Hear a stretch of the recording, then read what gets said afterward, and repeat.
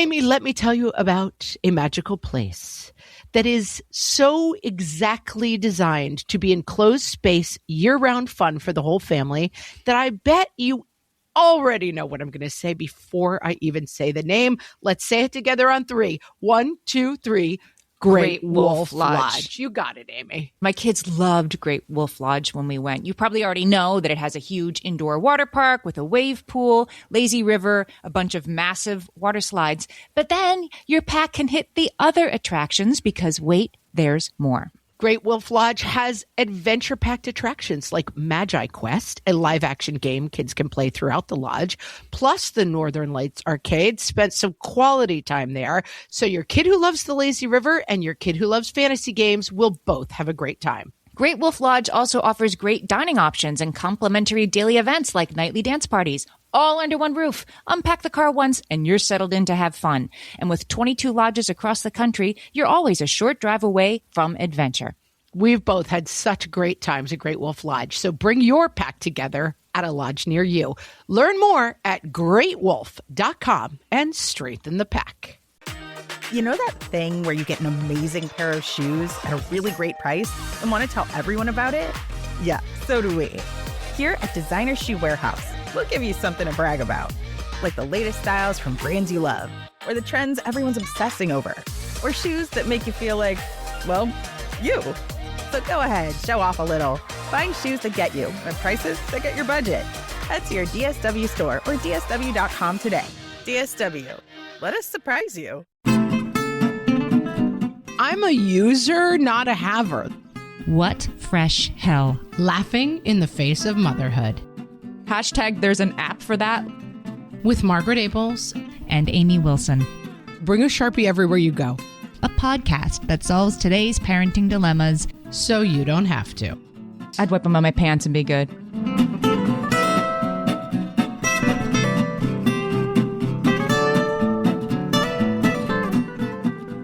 Hello, everyone, and welcome to What Fresh Hell, Laughing in the Face of Motherhood. This is Margaret. And this is Amy. I'm so excited for today's episode. We are going to talk about our and our listeners' minor and yet life-changing tips. Get ready, you guys. Yes. Get ready. You'll be listening to this one again. But first, we have a good mailbag. Mailbag.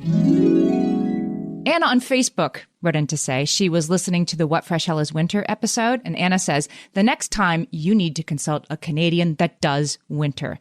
I saw this one. Right? She said a therapy light is 10,000 lux and has to be as close to your face as possible, as early in the morning as possible. I do 30 to 60 minutes with the therapy light propped on my monitor while I work. 10 degrees Fahrenheit for me is now, I don't need a coat if I'm just running the garbage out temperature. No, I don't really know why I live where the air hurts my face.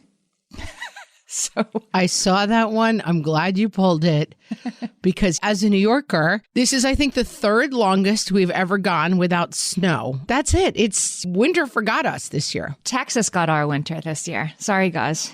I know. It's really funny. Texas is like, we're freezing. And we're like, oh, must be tough, Texas. Sorry. Payback for all those times my Texas peep wrote me and said, ha, ha, ha, it's nice and warm here. That's karma, Texas. So we went to our Facebook group and page. You can always find us at facebook.com/whatfreshhellcast. And we asked our listeners to tell us what are your seriously minor and actually life-changing, like best pieces of advice that are really simple. And I'm going to start with Caitlin. This is one that I never would have thought of, and it's genius. She says, bring a Sharpie for birthday parties at Chuck E. Cheese because they give everyone reusable cups with free soda for life if you bring them back. I brought a Sharpie to the second party we attended there, and I felt like an instant MVP.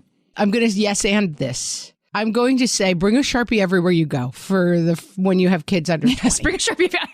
Yes. A Sharpie is my favorite thing. The amount of times you need a Sharpie. And I will say, and I'm not sure I should say this because I'm not sure it's medically sound. I was big on Sharpieing my phone number on kids' hands at places like, amusement parks and other places. Now, is that poisonous? I should probably look that up before I tell people to do it. But I once had a kid who at 6 or 7, we were talking about college. He said, Mom, I'm not really sure about college. And I said, well, you don't have to decide now. You got a lot of time. There's lots of people who don't go. Lots of people do go. You can decide later. And he finally said, I guess I would go if you promised to write your phone number on my hand with a Sharpie. because I would do it whenever he was away from me. That's so cute. And so I always picture dropping him off at the college and being like, before I go, let me write my phone number on your hand in Sharpie. You know, the Sharpie thing on cups, like you don't just need it for Chuck E. Cheese. I've definitely used it when we needed a back to one on the number of water glasses we use in our house. Like we go through like 30 water glasses during a day and they're all over our apartment. If you just go like, I know I'd always rather use a reusable glass than a plastic cup, but I have found that 4 plastic cups with our names on them, or 5 plastic cups, if my oldest son is home, we use 5 all day instead of 30 in a day. Listen, I've been at the beach with my kids and we, people are going in different directions and then we decide we want to go back and I'll just write on a towel in Sharpie, we went back. I'm a Sharpie believer. I Sharpie everything, people. Susie says, my mom taught me to always keep a Sharpie and a mini measuring tape in my purse. Both have come in handy numerous times. That mini measuring tape, that's a good one. Yeah, we always are missing the measuring tape in our house. And yeah, you'd be surprised. And sometimes you need the flexible kind. Like sometimes I'm trying to measure the kid's waist with like the bendy, crackly kind. Like the carpenter one? Yeah. It's like, it's like, okay, if you were square, your waist would be this big, but you are round. So it's not working that well. And it's the one thing, like, hashtag there's an app for that, like truly just about everything, but not measuring tape. Oh, there probably is, but it wouldn't be as good as an actual mini bendy measuring. I have to dial in on one because Amy and I work off of notes. So we have everything that everybody has said in documents for easy listening, helped out by our wonderful Erica who does them for us. And Carla's says, this is her tip, don't add salt to the water when boiling corn cobs. It toughens it. Add sugar instead. It draws out the sweetness and keeps it tender. A totally fine tip. And I hope it helps someone out there.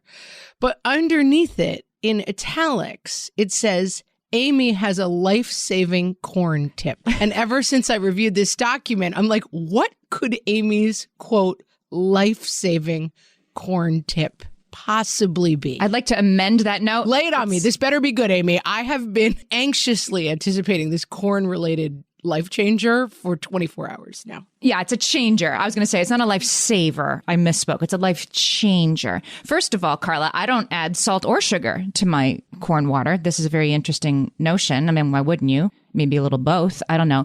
But here's what you do. Here's how you boil corn, guys. I think just about everybody boils corn for way too long and it gets like really like hard. And that's when you need butter on it and all that stuff. The way you boil corn is you put the corn, you peel the corn, you put it in the pot. You put it in with, water, and then you set the water to boil. The minute that the water boils, turn it off and take the corn out. The time that it took for it to come to boiling is all you needed. You're overcooking your corn, people. Let me review. I'm putting my corn in cold water or just room temperature water. Yeah, you fill the pot and you put the corn in. Then I'm heating it up. Bring the water to boil. Mm-hmm. And then I'm eating it the second it boils. As soon as it starts boiling, take it out. Or taking it out. Rather than, I think people usually put like corn in boiling water for 6 minutes or something. Guys, you're like... No, you're killing the corn. Yeah, you're killing the corn. All right. Again, as you predicted, it was not life-saving. It doesn't save your life. It wasn't even life-changing, but I'll give it a try. I like to do my corn tinfoil on the grill. That's how I like my I'm telling you, your kids are going to be like, this corn is so good. All right. I'm going to try it. On the grill, yeah. Courtney says, keep clean scissors and toddler silverware in your purse diaper bag.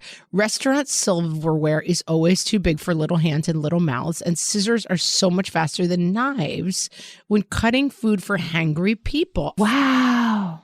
I have an unbelievable aversion to cutting food with scissors. Whenever I see it, it's like what do you call that? It's like it gives me the willies. Heebie-jeebies, I would call these. And yeah, I don't know why.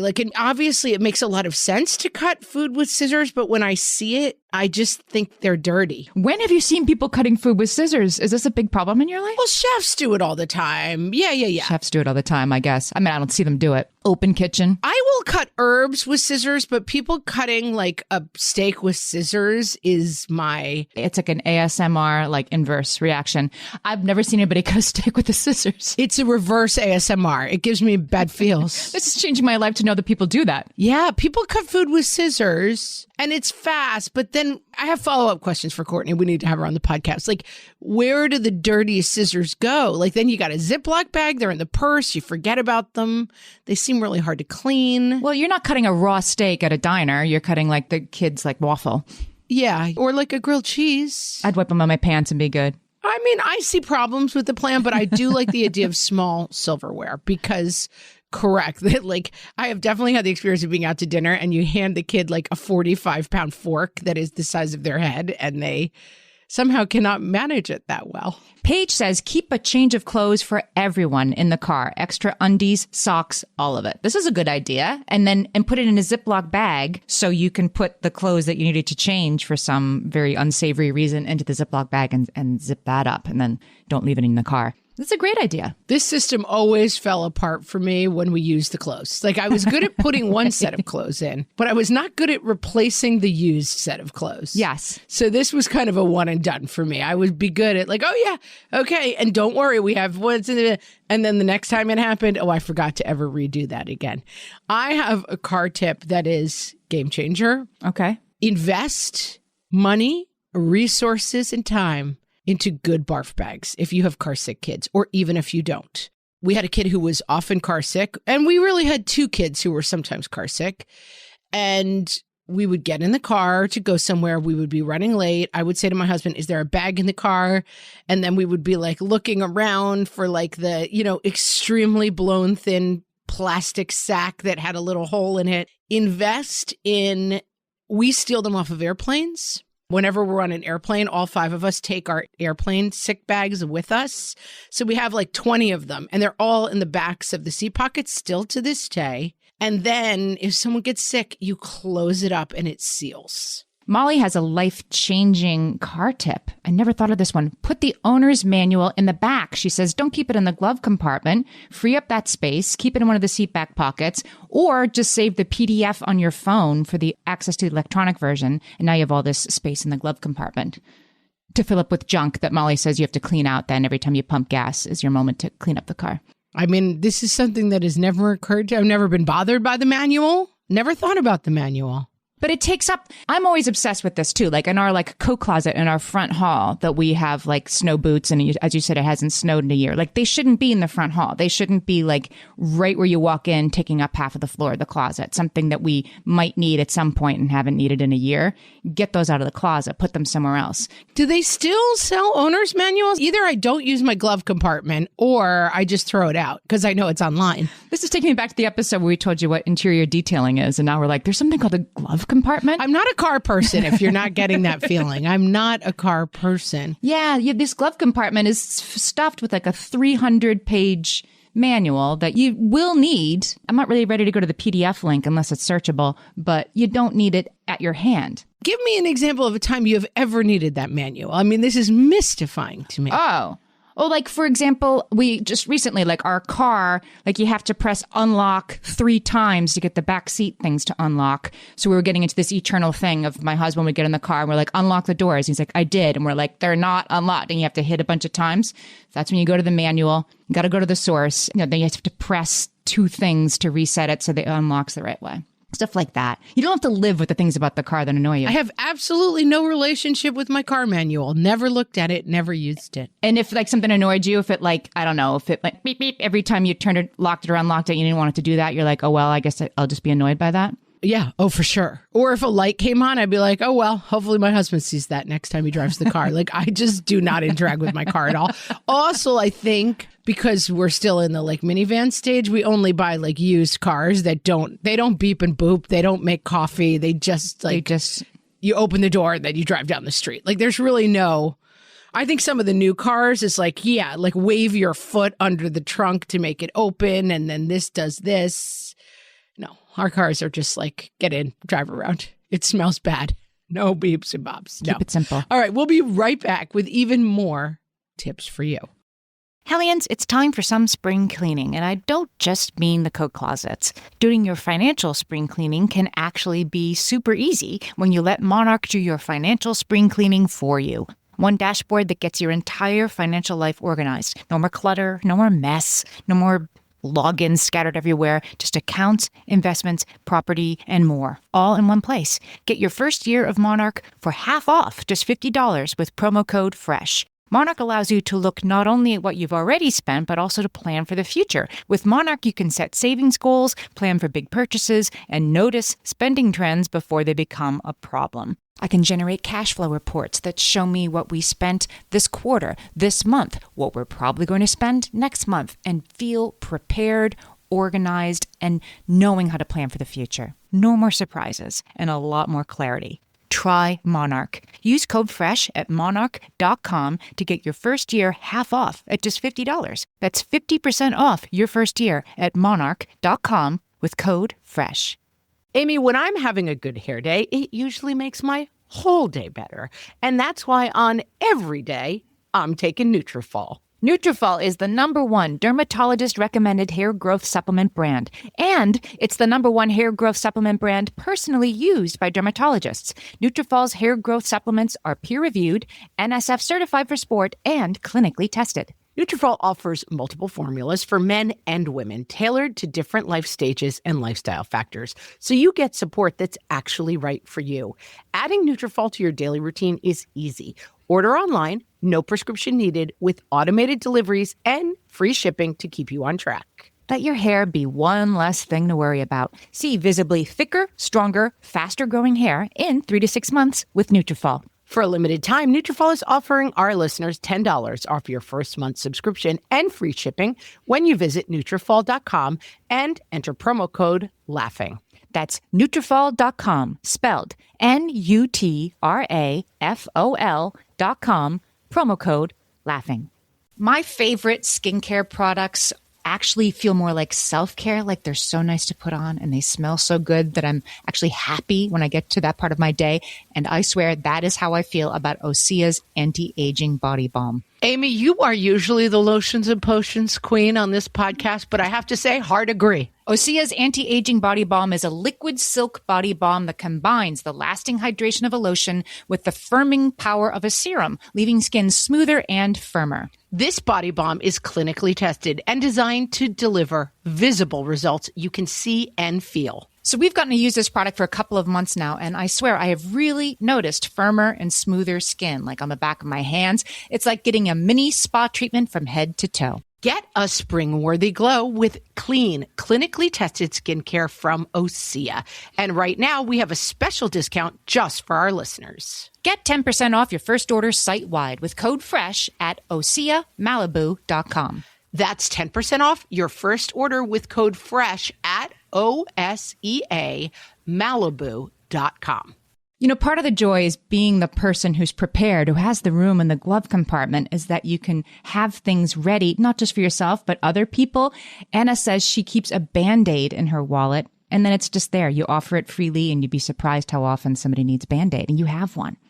There used to be a show on TV. This is an oldie-timey show. What was it called, Amy? And the end of it... I'm going to narrow it down a little more. All right. It was people in costumes. It was Let's Make a Deal. I got it pretty quickly. That was pretty good. Let's review. You said there was an old TV show, Amy. What was it called? I'm like, I don't know. And you said they wore costumes. Let's make a deal. Let's make a deal.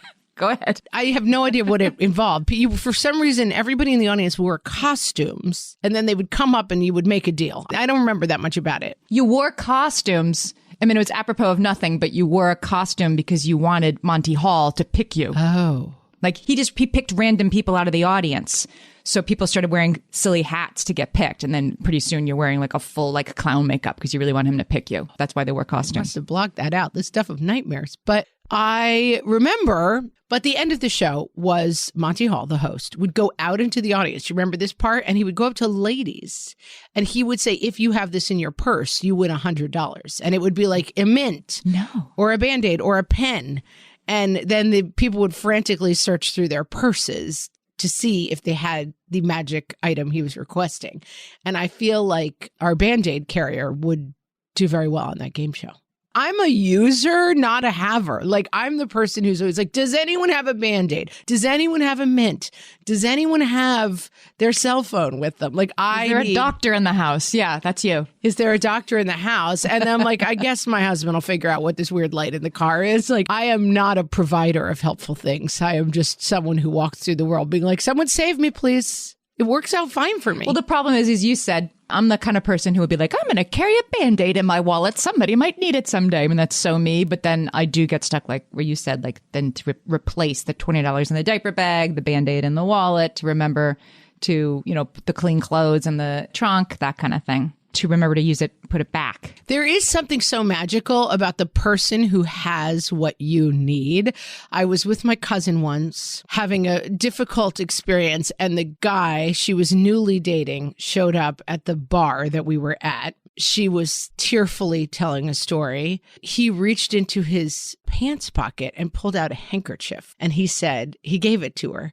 And not like a pocket square, not a decorative handkerchief, just a handkerchief. And he said, my mom always said, just always carry a handkerchief in case, you ever run into anyone who's emotional. And it was like, here it is. And it's a tourniquet.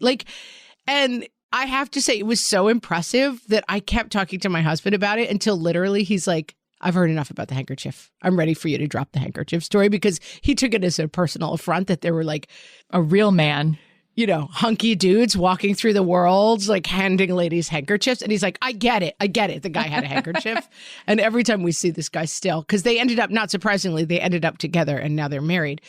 Every time we see him, my husband's like, drop the handkerchief story. I don't want to hear it again, the handkerchief story. But being prepared in an emergency will win you friends and influence people. It's the ultimate meet cute story, right? Like, I had something and you needed it. My husband and I met because he asked me if we were on a bus. We were sitting across the aisle from each other on like a Greyhound bus. A Greyhound bus. I love that story. Amy met her husband on a Greyhound bus, people. It actually wasn't Greyhound. It was Mart's Trailways, but people don't know what that is. So it was a Greyhound equivalent, let's just say. Close enough. And he asked me if I was done with the newspaper I was reading. Guys, it was a long time ago and we didn't have phones to look at. So I was looking at a paper newspaper and he asked me if I was done with it. And that's how we started talking. And I had a newspaper to give him. See? I want to move on to some kitchen tips because there are some good ones for sure. Some ones I'd never heard of. Jenna says if you microwave a lemon or lime for about 10 seconds before you juice it, you get so much more out of it. Have you ever heard of this? Literally never. I mean, not much of a baker or a chef. No, I don't know about that. I don't boil corn. No glove compartment, no corn. This is all making me feel like I don't do any of these things, guys. That's another way to handle it. Somebody else said, I have done this. Carla says, cut the preparation time on potatoes down by microwaving them. Like if you microwave your potatoes or your sweet potatoes for 5 minutes before you put them in the oven, they'll cook in half an hour instead of an hour. That makes sense to me. But look at Caitlin here. Listen, cut pizza with kitchen scissors instead of a wheel or a knife. No dragging cheese, clean cuts. It's awesome. People, you are playing into my worst fears. Cutting food with scissors is my nightmare. I'm sorry.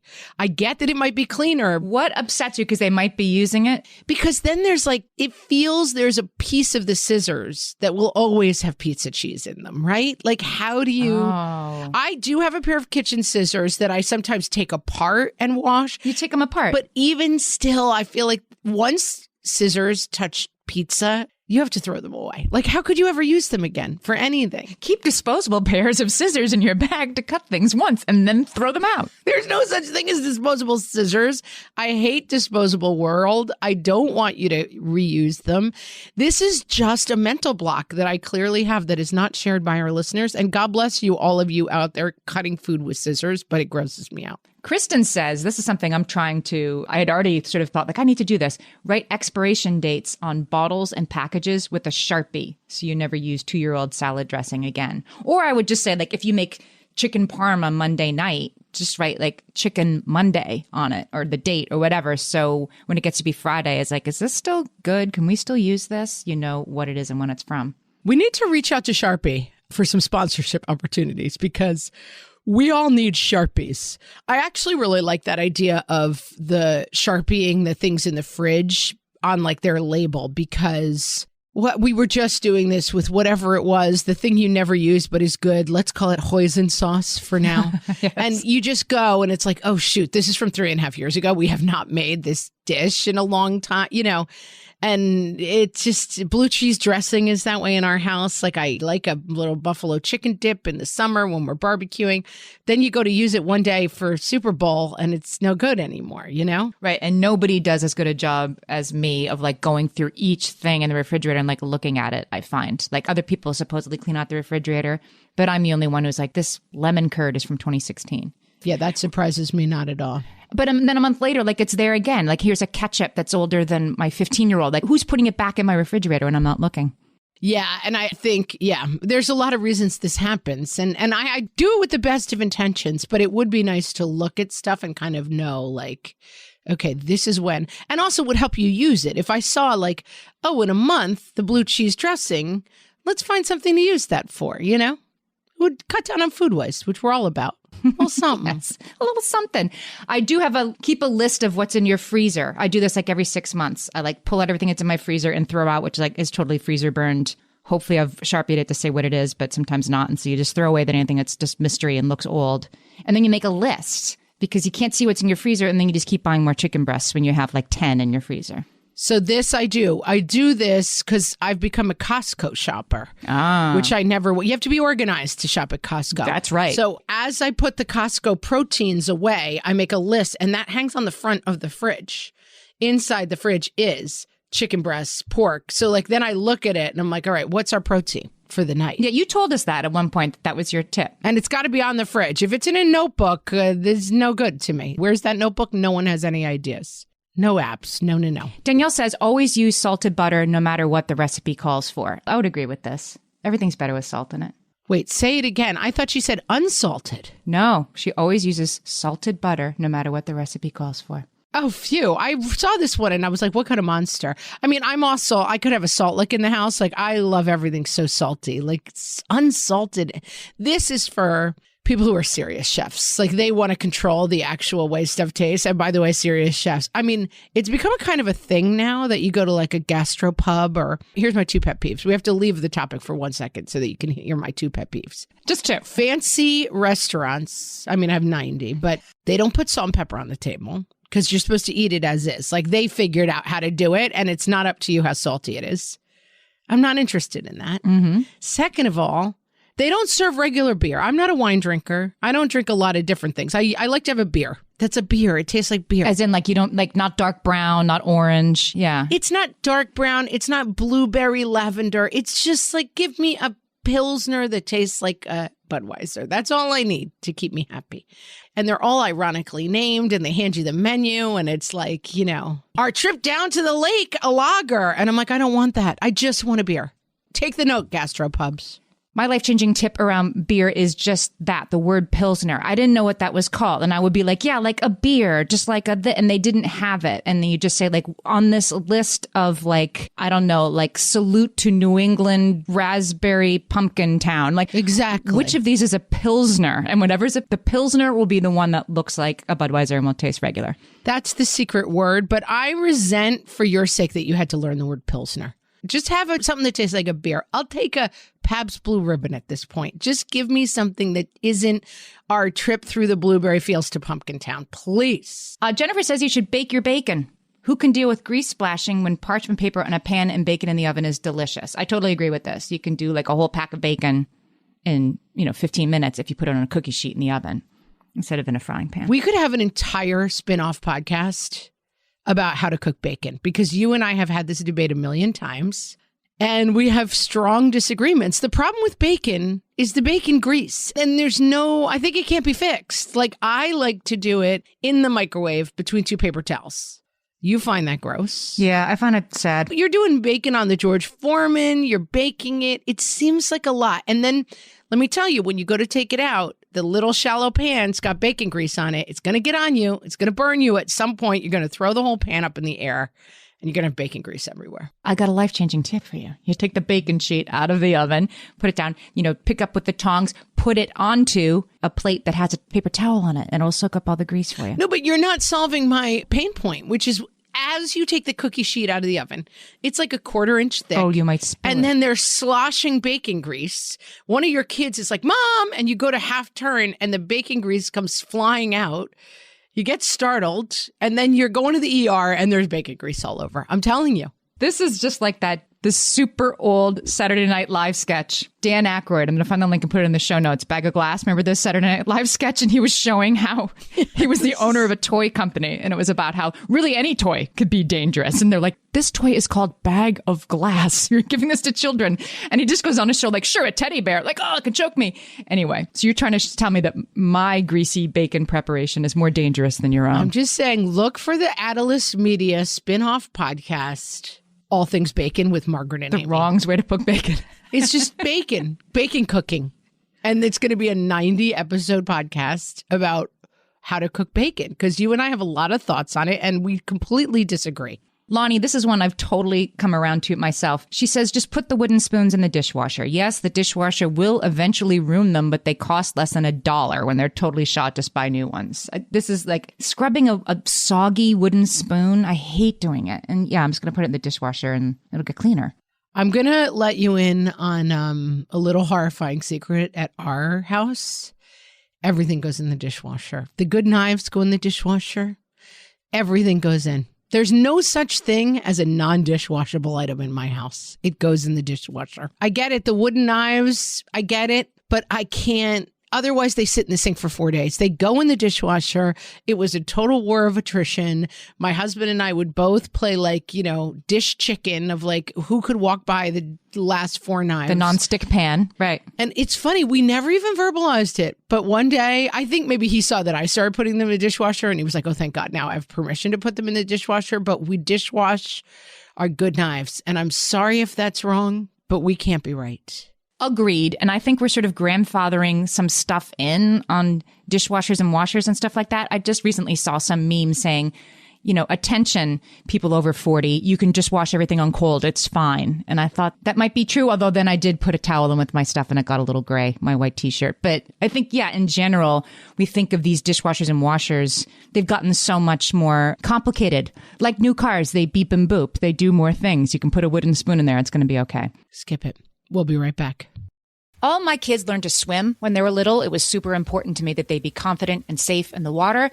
There was only one problem with that, taking them to swim lessons. I mean, the pools were freezing. There were always cranky adults doing laps right there. And it was definitely not, for any of us, what you would call fun. Amy, heard. But now there's Goldfish Swim School. Goldfish takes a really thoughtful approach to swim lessons, combining research-based teaching with a warm, kid-friendly environment that actually helps kids thrive in the water. Every detail at Goldfish is thoughtfully designed to create a golden experience, from shiver-free, warm indoor pools to comfy waiting areas for parents to professionally trained lifeguards on deck. Goldfish uses an approach called the science of swim play, which combines guided play with proven teaching techniques to help kids learn to swim, build water safety skills, and gain confidence, all at their own pace.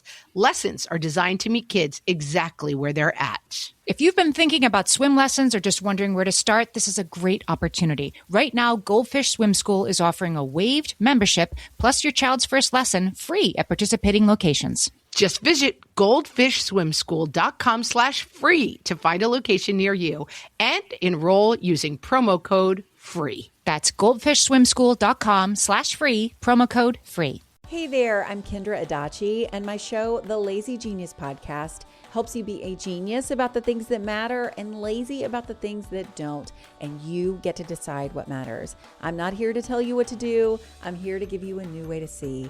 Episodes of the Lazy Genius Podcast are full of compassionate time management tips and permission slips to do what makes sense for you. New episodes drop every Monday. Follow and listen to the Lazy Genius Podcast on the free Odyssey app or wherever you get your podcasts. And now, lies moms are comfortable telling. From the What Fresh Hell podcast. I'm sorry, honey, this store doesn't sell sugary cereal. Oh, your baby is so cute. Eat the dinner Grandma made. It's delicious. We took Mr. Peppers the gerbil to go live on a gerbil farm upstate, where he'll have a ton of new gerbil friends. We hardly ever do screens at home. We really prefer to do arts and crafts. I don't know what's wrong with little Timmy today. He never acts like this at home. So sorry I'm late for pickup. I definitely left on time, but I got caught behind a mail truck. Where's the flower in the pot that sings the Macarena every time you walk by? Oh, that ran out of batteries. And there are no more batteries at the battery store, so he won't be working for a while now. Yes, Johnny would love a book for his birthday. Are you kidding? He prefers books to toys, in fact. Yes, totally. We're on the way. We'll be there in just a few minutes. This has been Lies Moms Are Comfortable Telling from the What Fresh Hell podcast.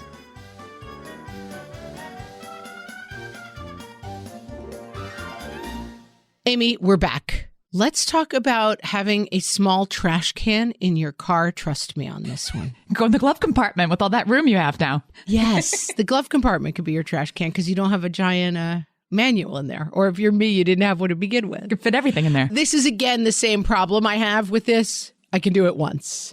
Then I take it out, I empty it, and it's gone forever. Mm-hmm. It's the emptying the trash can and putting it back that I have trouble with. I have no problem with always grabbing reusable plastic bags, which obviously I try to use fewer of those, and I used to, but like grabbing them and having them in the car and sticking them in the door well, like I would totally do that. But Carrie says just buy a bunch of those, you know, those doggy bags that come in like little tight roundup things. She said I keep a roll of those in my center console, and then you have like 40 in this little tiny thing. I'm going to tell you in the this can't be fixed category, our car is now just a trash can. And then like once, we try to do it, I would say once a week, but often it's once a month.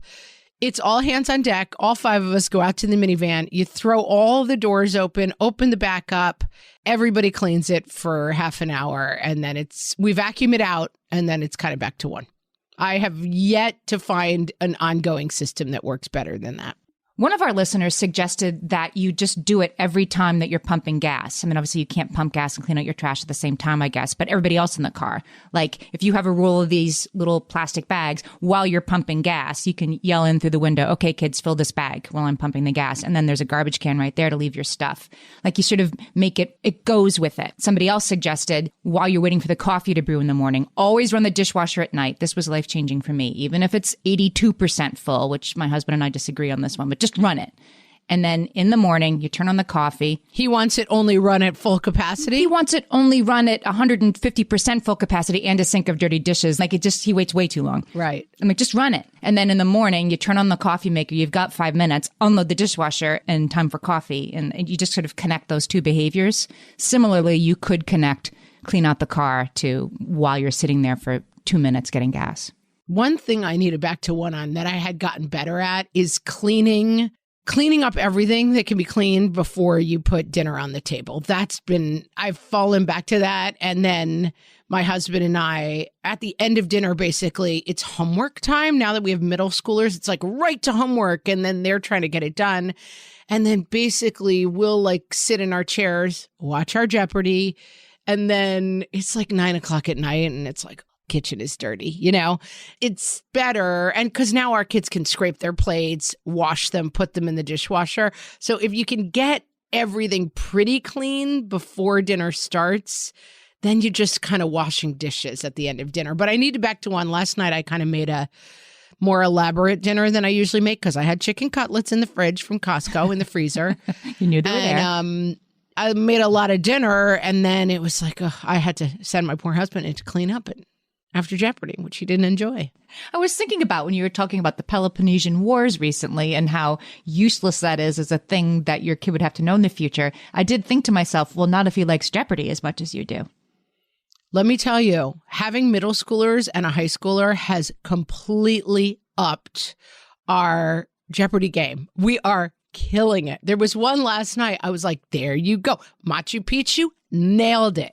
Yeah. I mean, early River Valley civilizations, blank faces all around on Jeopardy. I'm like, call my middle schooler. We got this one. Yeah. It's stuff that you don't need to know. And we often now will pause it and make the relevant kid come into the room and answer the question, which let me tell you, they don't enjoy at all. They're like, are you kidding me? And then now sometimes we give them $1 if they get it correct, because we really need to bring everyone into our Jeopardy obsession. My mother used to do this one in the category of like always be doing it. Like, unload the dishwasher while the coffee's being made, clean out the car while the gas is being pumped. Courtney says, clean the shower while you're in the shower. My mother used to have us do this, that we'd have like a squeegee thing, like you used to see like at gas stations, that she would want us while we were in the shower, before we got out of the shower, to squeegee the door, which I was happy to do as a kid. Like that was kind of fun and interesting. Courtney uses a dish wand with Dawn soap in it, and you scrub the tiles and doors while you're in the shower. And then you don't have to do it later. I keep veering into pet peeves, which is not what this episode is about. But now you've got me on another pet peeve. New fancy places. I have a shower with a rod with like a dingy, piece of cloth that hangs from it. There's a plastic liner and then there's a shower curtain, right? It's old school. But now when you go to fancy places, even like some people, like my dad has a shower like this at this condo that he now lives in. It's got a squeegee in the shower. And the rule, for some reason, is that if you don't squeegee it before you get out of the shower, it leaves some sort of film. So then you get the instruction, listen, after your shower, you have to squeegee the whole, beautiful looking. I will admit it's attractive. But I don't want to be cleaning in the nude. Can I just make that clear? Like, I'm in a shower and now I'm expected to perform an elaborate cleaning thing. I find it very irritating. I hear you, but if you are going to be the one doing that cleaning anyway later, not in the nude, why not just do it? You rinse. You don't have to get back in the shower later. It's like I wash my dog while I'm already taking a shower. I guess that's true, but it seems like we should be farther along in shower technology. The fancier place you go, the more likely they are to have this system where you have to squeegee the shower yourself before you're allowed to exit the shower. I'm sorry, this is like a public place? Yeah, like I can make my own choices. Like this is my shower, my choice to do this or not, but I don't have to do it at the health club. It's like places I visited or Airbnbs that have like these very fancy glass encased showers. Yes. And it has a little card that's like, please squeegee all the shower walls before you get out. And then you're like wet and cold and cleaning someone's shower. It's terrible. I want to finish with something that would make anything better, and I'm going to apply this. I think this is life-changing. Leilani says, milkshakes after every doctor appointment. Since implementing, there's been zero fuss about going to the doctor. Kara says, use it for COVID tests, too, because kids hate the COVID test of the thing up the nose. If you have to have one of those, milkshake afterwards. Kids and me as well. I mean, COVID tests, not great. They're much better than they were in the beginning. Yes. I got a very early one and it was like, it came out my mouth, basically. This thing was like a brain scraper, we used to call them. They're not as bad as they used to. Now it's like, and sometimes they let you do it yourself, which is fine. You just, right. But kids can get very upset. But yes, I think in general, reward activity after bad activity is generally good. And you start it early and then that's how they remember it. So it might be like, play place after the dentist or whatever it is that you say dentist. Does that mean we're going to the play place? Yes. Uh-huh. Marketing, Amy, you're big on this. Squeegee the shower and then there's a milkshake right afterwards. You'd be like, oh, that's fine. I'll totally do that. Yes. If the Airbnb would leave me a snack, it'd be like, if you nude squeegee our entire shower correctly, you can have this treat afterwards. I would still hate it, but I might be slightly more amenable to it. Amy, we're going to need a part 2 on our major life-changing tips because we've barely scratched the surface. I still have a couple of my own in my pocket. Wow. And yeah, some of my favorite ones we haven't even gotten to yet. All right, so we're definitely going to do a part 2 on this very soon, so watch for that. If you enjoyed this episode, send it to a friend. There's a lot of ways in Apple Podcasts, Spotify, or probably wherever you're listening that you can tap the little square with an arrow coming out of the top. Send it, text it to a mom who could use a few laughs. And with that, we will talk to you next week. Thanks so much for listening, friends. Thanks.